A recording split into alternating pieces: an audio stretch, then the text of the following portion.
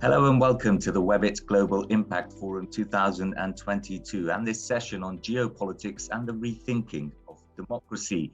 My name is Nawied Jabarkhyl and I'll be moderating today's discussion on an issue that feels perhaps more timely than ever, given the way that 2022 has gone so far.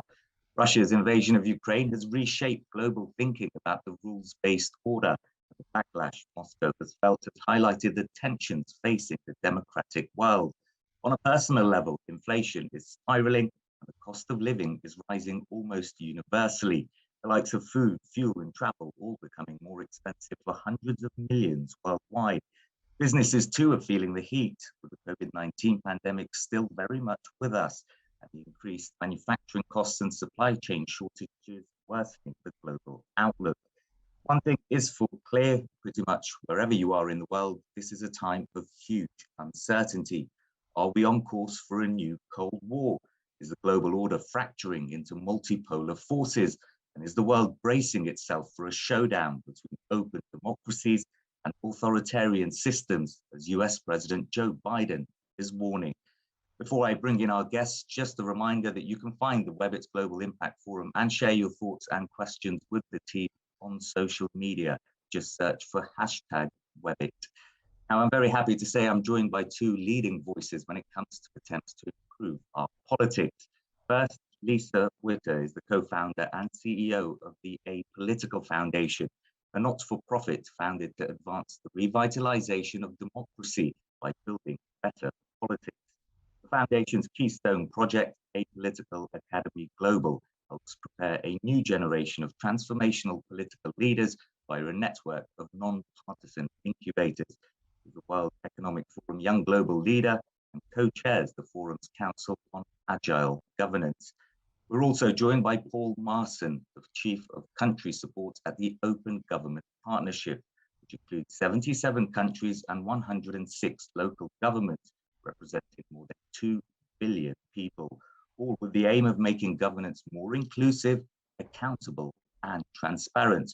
Paul joined the OGP in 2012 and has worked closely with civil society groups across the world. He has a track record of looking at the role technology and media can play in changing people's lives and the societies that they live in. The fact we're meeting like this online, Paul, just a tiny indicator of how important technology is becoming. Welcome to the session. Paul, first to you, and then Lisa, just a quick hello to say welcome. Thank you, Nawied. Great to be here. Hi, everybody. Wonderful to be here. Thanks for caring and showing up for democracy. Great. Let's start then. The past few years presenting many challenges, economic, political, social as well. The pandemic, war in Ukraine, two major examples. Let's start with the stock take then, if you like, from each of you. Where are we in the geopolitical landscape at the moment? And what do you think are the most important lessons that we should have learned from these crises? Lisa? Well, in your intro, thank you, Nawied, for opening. You said it couldn't be a better time to be thinking about democracy. And I think that's exactly the problem, is that we haven't been thinking about democracy as much as we should have been. And we kept our eye off the ball. And it's no surprise that authoritarianism rises. We are at the highest level of authoritarianism that we've seen. Trust in government is at all-time low. So Paul and I are very happy that our topics are popular, but not in this way. It means we're in a total crisis. What I've been thinking about, I'm sitting here in Berlin, the war in the Ukraine, which isn't just about the Ukraine and Russia. It's a fundamental sort of rethinking of geopolitics again. And the thing that I keep thinking about is what sort of magical thinking have we done to think that we could have had the Nord Stream here in Germany, to think that things were fair and good, and if you're just rational and logical with people, everything will turn out fine. So I think there's a big awakening around being focused on democracy being a threat at all the time. We have to work on it and work on it. We have to work on our governments all the time. And we need to maybe drop some magical thinking that if we just have lots of trade, no one will want to kill each other, and that just doesn't work. Thanks, Paul. Thanks. Yeah, I think Nawied, in your introduction, I mean, you summed it up nicely. I think, you know, if you want to say it differently, I think the world the last decade has become much more complex and much more dark. It's not that the pro-democracy forces, the open forces, haven't made progress. They've made a lot of progress, but the black pieces on a chessboard also move. If you ask me, there's three lessons if you look at it. The first one is the need for authentic leadership in action and not just in words. And I think that is really important, that last bit, because delivery really matters. Second, the interconnectedness of issues and societies. Isolation doesn't protect you, not from viruses, not from misinformation, not from illicit financial flows, and not from war. And the third one, not surprising from where I sit, but the importance of openness and dialogue. I think that the responses we've seen over the last few years to any of these crises that were based on the principles of open government, transparency, participation, inclusion, have been the faster and better responses. And one bonus one, if I may. I mean, we live in a very connected, fast-paced world where the attention span seems to be dominated by the news cycle, the election cycle. But at a time of crisis, what we need are long-term views. We need careful consideration. We need cooperation. Complex problems will almost never have simple answers, but they ask for answers that need and ask for the mind and muscles of many of us. A couple of years ago, the fast food trend got replaced, or at least complemented, with a slow food trend. Perhaps it's time now for slow politics. The crisis we're seeing really asks for it. And if we take one lesson from the war in Ukraine, let it be the understanding that the lucrative business of hiding money in Amsterdam, or dodgy estate deals in London, or an energy transition in Germany based on Russian gas do not happen in isolation and without consequences.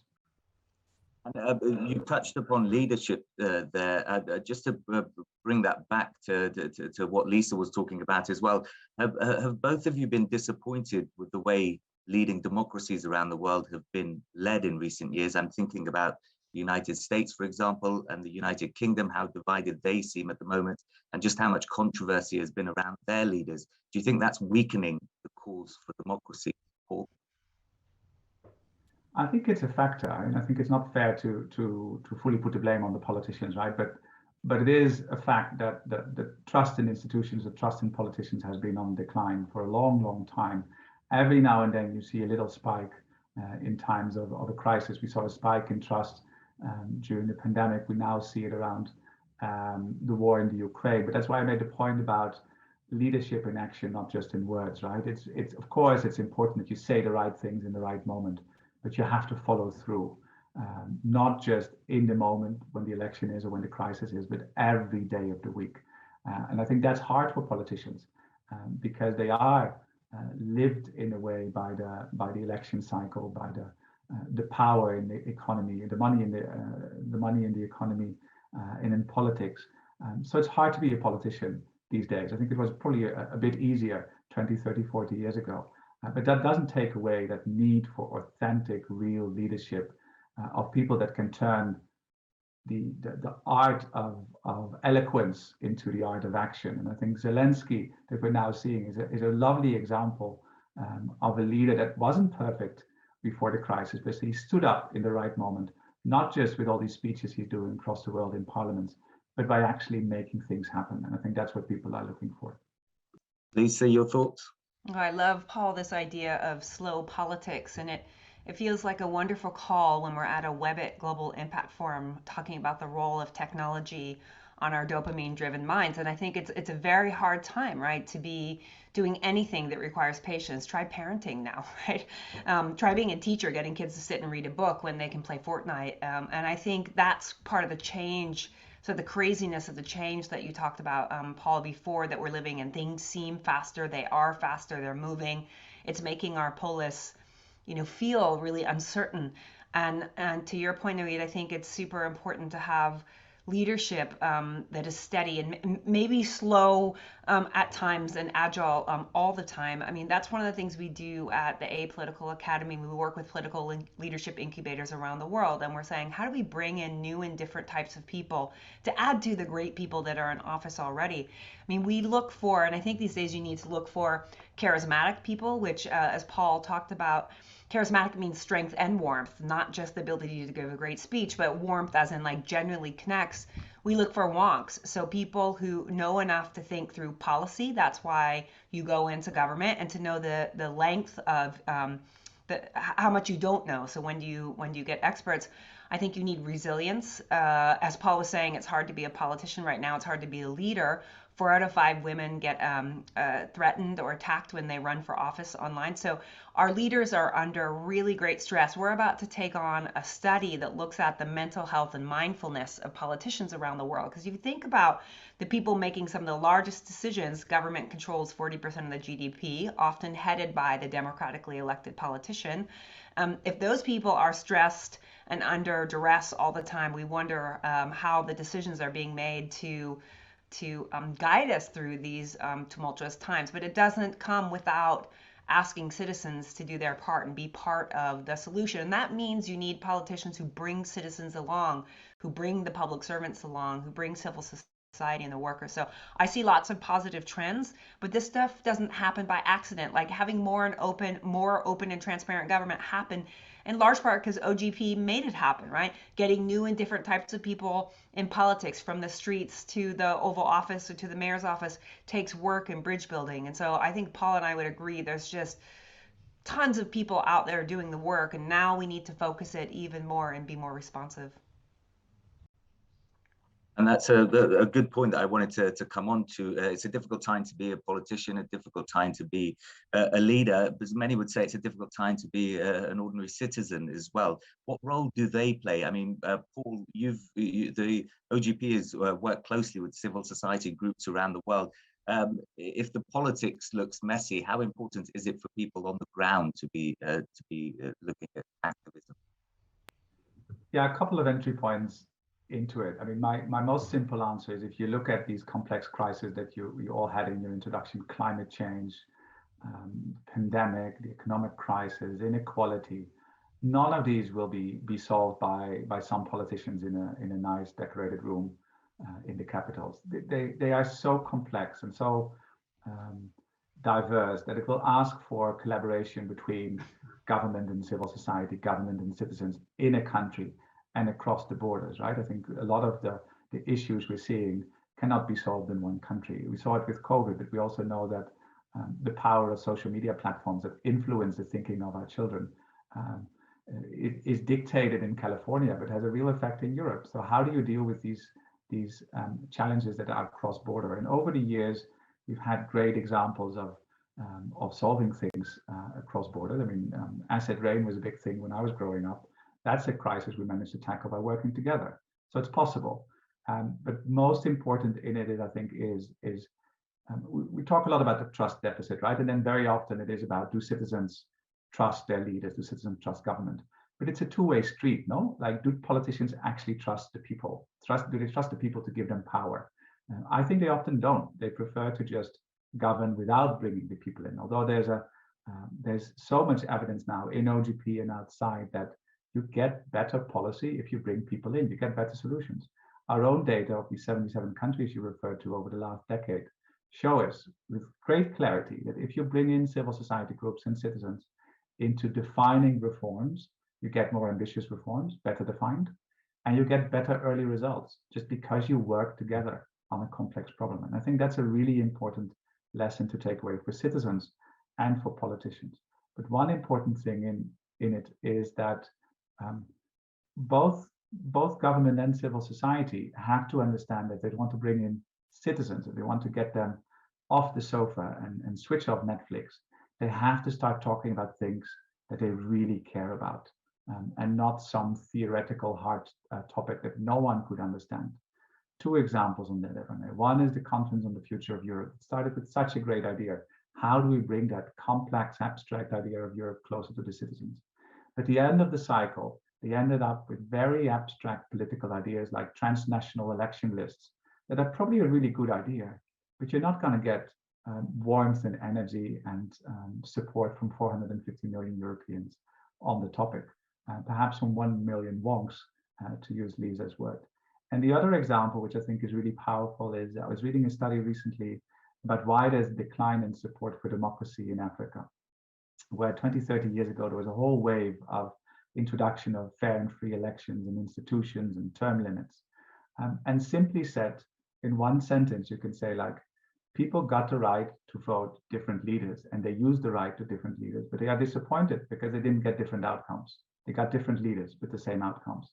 And that's the disappointment of democracy for many people, that I think is the big challenge for all of us to fix now. So you can bring in citizens, but it has to be about the things they really care about and address the issues that they always have in their top three: job security, climate change, security in general. I think those are the big topics for citizens to work on. And Lisa, how important is it to bring in citizens into the process, do you think? Well, just a reminder to all of us that politicians are citizens of their countries. I know plenty of politicians that I work with who started off as advocates in their community, like Jamie Arroyo or Ida Auken or Gasha Fanesca, who started participatory budgeting. So I think we need to start talking more about the great sort of political leaders who are doing their parts, whether it be at the city or at the national level. And I really agree with you, Paul, this sort of abstract thinking, often brought on by academics and often funded by places like European Union, they're so far away. We need people to sort of push the boundaries of ideas, but we need to be talking about things that strike home. Sometimes I even wonder when I talk to my folks at home, all this focus on inequality, that doesn't really mean anything to them. What it means is like, can I afford to go to school? Do my kids have opportunities? This framing of inequality is quite interesting. The concepts people understand, but what does that mean? I just want to step back just a little bit and not forget, we think at Apolitical of the democracy flywheel. So citizens give power to the politicians through a mandate. The politicians then deliver that mandate to the civil servants, the public servants, who then deliver on democracy.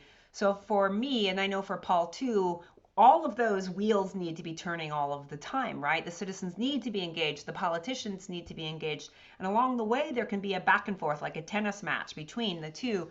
And both Paul and I have been working on building that capacity, building the ingenuity, building the hopes and spirits of the people in public service. It's the largest workforce in the world. And when we went to co-found Apolitical, now in 170 countries, 170,000 members, we thought, oh, well, if they just had access to different policy ideas, then they would be super happy. And the number one thing that we heard public servants, and we still hear from around the world, no matter what country they're in, from Brazil to Madagascar to Bhutan to Canada, they want a sense of belonging and they want to feel great about getting up every day and serving the citizens. And so we cannot think about strengthening democracy without strengthening and supporting the institutions that deliver on democracy along with the citizens. So I want to give praise to any of the public servants that are listening today, and maybe give a challenge to people watching. If you haven't taken your 5% out of your life to go serve government, whether it's run for office or be on an advisory council, really deliver on democracy for yourself. Be a poll worker, go watch an election.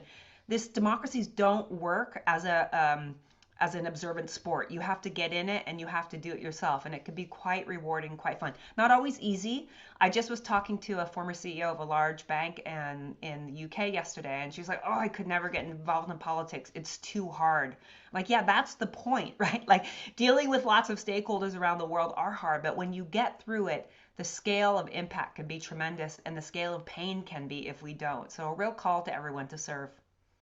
Yeah, and I think one of the other difficulties many people find is dealing with the legacy and inertia when it comes to changing policy. For example, as we're seeing in the United States now, with the debate around gun control. But you touched on institutions, which is another really important aspect here.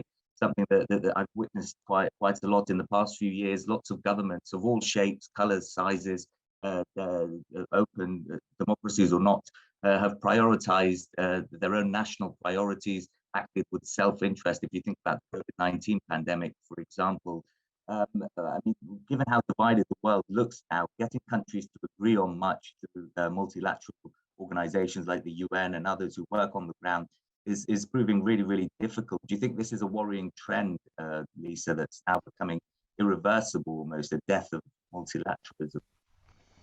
Well, I wish I had a crystal ball to look into it, but it sure feels like it, right? I mean, I will say though, being here in Europe, you see Europe coming together in ways that they didn't before around the war in the Ukraine. So what I know about politics and life is that externalities can change the situation quite quickly. Now, I wish climate change had that same sort of rallying effect, right? Like it's not a clear and present danger enough to bring that together. Now we come together and we make commitments to do this and that, but when the rubber meets the road, are we really spending and making the changes? And I will ask the citizens too, are they really making the changes? They're mad at the politicians, but are they really making the changes themselves? Like change is hard, change is painful. The one bright spot I see in all of this, and maybe it's a kid of teenagers, is that because of the web, their idea of their nationality for many younger, this isn't true for all, is really expanding cross borders, right? It's not so much I'm a this, I'm a that. Yes, there's that, but TikTok connects them to people all over. If you saw the unfortunate shooting that happened, there's so many, like which one, but the last large school shooting in Texas, the young man was communicating with the girl in Germany, right? These like cross exchanges. So I think we're going to play out a little bit what growing up international online, what that means. At the same time, people are quite isolated, which is why they're spending time online. So I'm quite worried. I know that our work at Apolitical is about building bridges across countries. It's kind of a soft diplomacy. I let Paul talk about the amazing work. I've been in a room full of people at OGP who are from different countries, sort of talking to one another about transparency, but then relationships are built. And same with our work in political leadership incubators, getting people across boundaries to know each other before they go into politics to really strengthen those ties. Paul, your thoughts on multilateralism and the role of institutions before we head on to talk about technology? Yeah, I mean, I think I couldn't agree more with everything Lisa's saying, including on the importance of the bureaucrats and the civil servants, right? I think one of the founding principles of OGP was to create space for reformers in the system, right? And with the idea that they are the unsung heroes of change processes, right? I mean, and I see it. I mean, a certain reform can be stuck because a certain civil servant doesn't want it, or can accelerate and fly because a certain civil servant wants it. So they're incredibly important. And where you see with civil society that naturally for decades they have been easily connected across borders and across topics. That was not necessarily the case with civil servants. And I think one of the things I find most inspiring about OGP is that creating a space for the reformers actually works. I'm less negative about the state of multilateralism, I must say. One of the other founding principles was OGP was a reaction to the failure of multilateralism back in 2011, around that time. And the idea was, can we create something new? Can we get countries to work together in a different way? And I think over the last decade, we've shown that that is possible. You can get countries to work together on topics they both find interesting, or they all find interesting, or they can share and peer inspiration and peer support across borders in the most interesting combinations, right? It's not north-south by definition. Very often it's south-south or east-west or whatever combination you can think of. But there's three things in there that I think are important. One is things that work, actually. One is if you find a way to connect the global conversations to domestic action. And that's one of the things we try to do. So very often you have international summits, whether it's Biden's Summit for Democracy or the London Anti-Corruption Summit a few years ago. Great speeches. But how do you translate that back to national action? If you do, then you have a winning recipe. And I think the London Anti-Corruption Summit was really good at it and really saw a surge in anti-corruption reforms across the globe because it was very well done. It's too early days for the Summit for Democracy.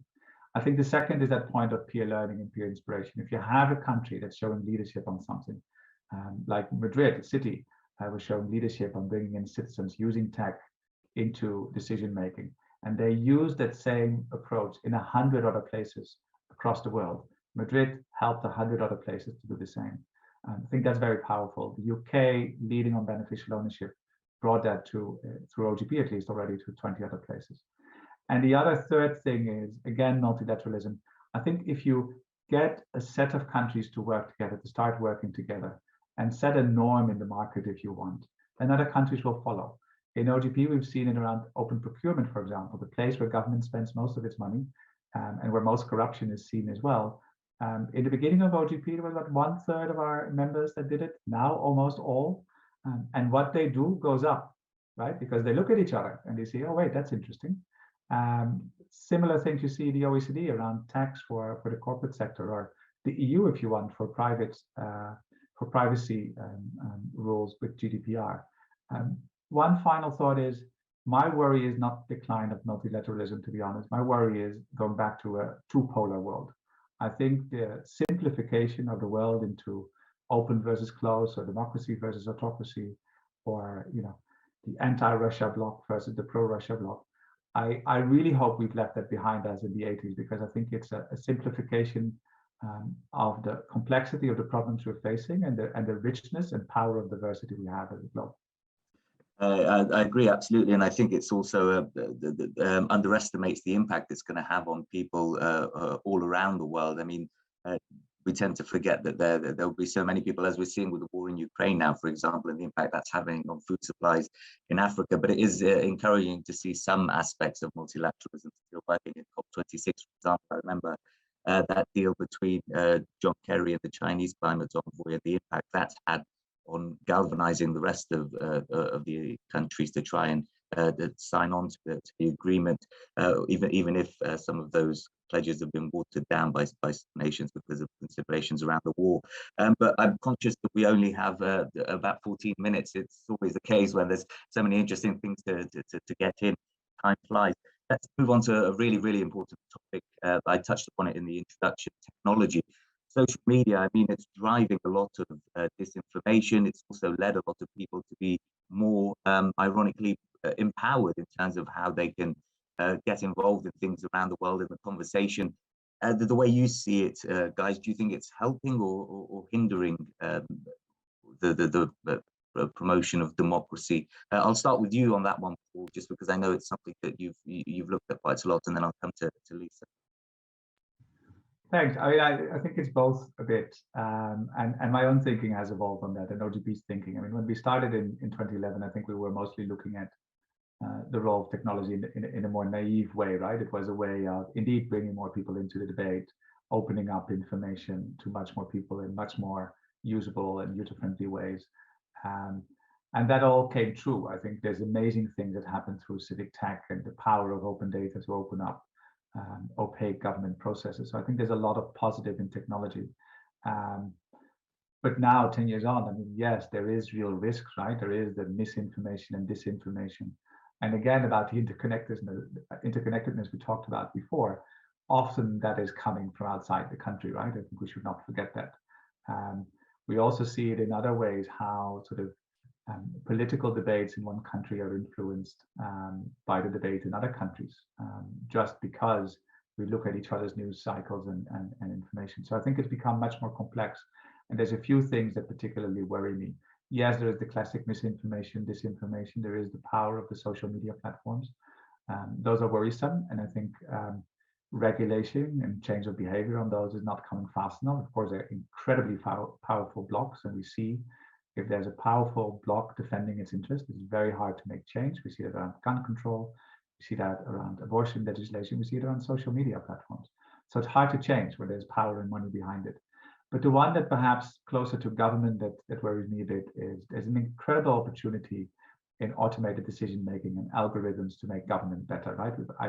Ukraine was a leader in using technology and algorithms to improve their procurement process, and they saved millions of dollars with it and brought in citizens very smartly, and they used algorithms to spot corruption before it even happened. So there's incredible potential power in it. But my worry in it is that we, a little bit what we did with the digitalization of government 15, 20 years ago, we took the old government and we just put it on, made it digital. And I think that's now happening with decision making.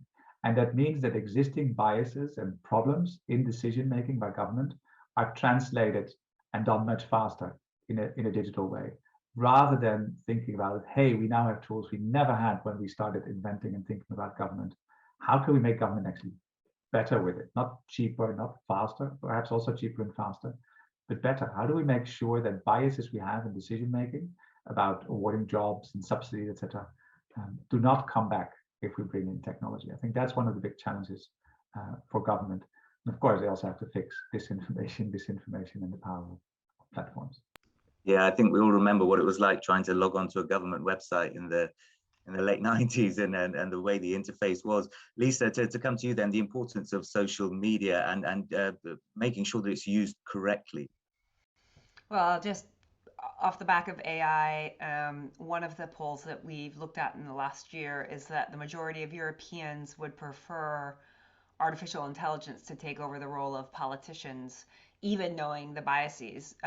So that says just how much work we have to do to tell the stories of the politicians out there who, imperfect, are doing their best to engage citizens and doing things in new ways. And that's what I'm really focused on. It's not just the storytelling, but bringing them together and building a peer support network around that. I mean, I co-chair the Agile Governance Council for the World Economic Forum and have for a long time. And these are the questions that we sort of sit around, that what's the role of both government inside of technology inside of government, and what's the role of government as the regulator of technology, legal AI, biotech, self-driving cars. These are complicated times. And we used to live in a time where you could have a regulator who sat in an office and could get a sense of what a TV looked like.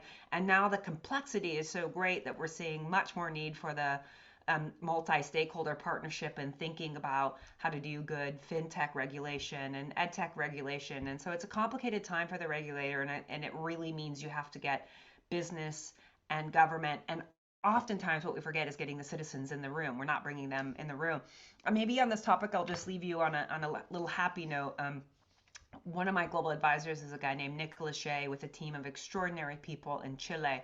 Decided they weren't going to wait for the social media platforms to be regulated. They were going to try to build in to the incentive what wasn't built in to Twitter and Facebook. Now we know that negative and lies and horror travel faster, and so they thought, okay, what can we do about this? And I know that one of Jack Dorsey's wishes of Twitter is that they would have positively incentivized positive behavior versus the negative, which speaks to our brain. So what they did, this group in Chile called Con Todo, which with all of us, is they built something called the Athena algorithm, which was really people going and looking at every single political candidate who ran for office in the last federal election, all the way up and down the ticket and all the way up and down the levels. And they would cut people out if they lied, if they said negative words, if they swore, they would cut them out at every round. And they ended up with a corpus of candidates at the very end. And the vast majority of their candidates actually won because they put firepower, support, citizen support, advertisement behind the people who use, across parties, who use positive messaging. And I'm super excited about those political innovations. People aren't sitting around and saying, oh, it's too hard, or the big tech is too hard. They're saying, okay, what are we going to do? We need more of that ingenuity. They can spread to other places in the world. So let's not wait until we talk US Congress into doing something. If we're talking about regulating in the US, let's not wait until the Europeans do. Let's come up with these ideas and scale them ourselves. That's the human spirit that we see inside and outside of government and politics. The one thing I'll say is I was just listening to Anne Applebaum, who I read a lot these days. You can imagine, the historian and journalist, and she just wrote the new introduction to Hannah Arendt's Origins of Totalitarianism. And when she was being interviewed, they said, she said, what do you think the biggest challenge today is for our democracies? And this goes to innovation. She said, the most important thing we can be doing now is having political innovation. This has been always really important. Democracy thrives under doubt. It's never set. And her concern was our ability to innovate within the system, within the political system, and we basically have 18th century politics, is greatly reduced. So for me, as an entrepreneur, all I hear is a call, right? Like, let's go for it. Like, let's use the technology. Let's be careful. Maybe Web 3.0 isn't everyone's panacea. Maybe crypto isn't, but maybe there's ideas with quadratic voting. Maybe there's ways that we can involve. I worry whenever we run to something wholeheartedly, and when most of the people behind it come from large venture capital, I worry like where the buck stops at. But what I do call for, and that's some of the hope we're seeing in Web 3.0, is innovation. But I think this is what Paul is getting at. It's not technology, it's people with technology together. It's not the tech, it's the anthropological changes that we can see in our societies by thinking about things in new ways. So I'm really excited for these political innovators I'm seeing around the world. Yeah, that's a good point. And the findings from that AI study are really interesting as well, because I think a lot of people would look at technology and say, perhaps it might make better decisions than humans, used widespread in places like the automotive sector, as you say, making more consistent decisions as well, but perhaps lacking empathy, and that human empathy that may be so important when it comes to governance. Just on technology, personally, something I've seen is I think it's also been underestimated just how significant it is in the developing world as well. Afghanistan, which is where my parents are originally from, believe it or not, people don't have jobs in parts of Afghanistan, rural Afghanistan, but they have 2 mobile phones because the cost of internet and data usage is so low. But we'll try and move on to, because we've only got a few more minutes left. So we've spoken a lot about democracy, about technology. I want to come on to the other aspect of what we've been discussing today. Geopolitics. I mean, it does look very, very uncertain right now, the world, as we've been discussing.